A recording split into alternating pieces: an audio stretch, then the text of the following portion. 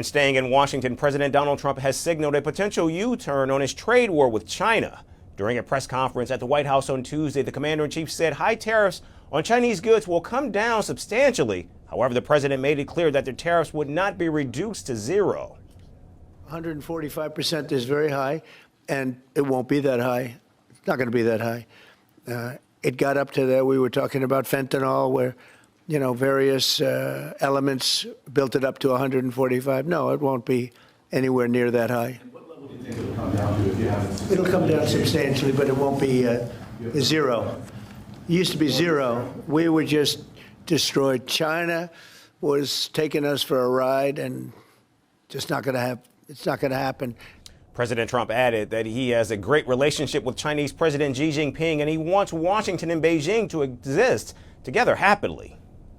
We're going to be very good to China, have a great relationship with President Xi, but they would make billions and billions and billions of dollars a year, and they would build their military out of the United States and what they made, so that won't happen. But they're going to do very well, and I think they're going to be happy, and I think we're going to live together very happily and ideally work together. So I think it's going to work out very well.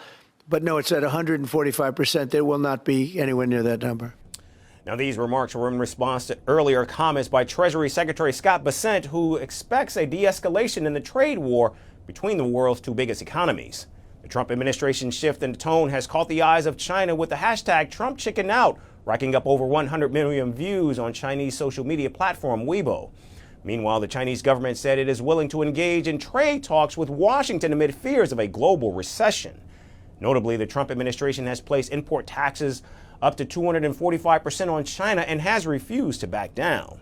So far, Beijing has retaliated with 125% tariffs on U.S. goods, restricted the export of critical minerals, reduced the number of Hollywood films shown in the country, and returned at least 2 Boeing jets. And even though President Donald Trump hopes to strike a trade deal with Xi Jinping, the Chinese leader has launched a charm offensive with regional trade partners, all the while pushing back against American tariffs. In the face of external uncertainties, China will insist on joining hands rather than throwing punches, tearing down walls instead of building barriers, connecting instead of decoupling. We will continue to expand the circle of trade friends, become a stronger magnet for investment, develop with high quality and open to the outside world at a high level, to inject more stability and positive energy into the world economy. On Monday, China also warned other countries against making trade deals with the United States at its expense. And now it's unclear if President Trump will succeed in reaching an agreement with China, as Beijing believes it too is on equal footing. Greeting you with aloha and namaste.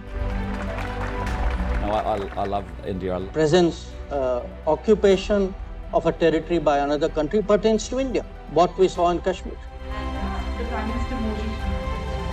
How do you see Trump's America? Yes, the current administration behaves differently from the previous administration.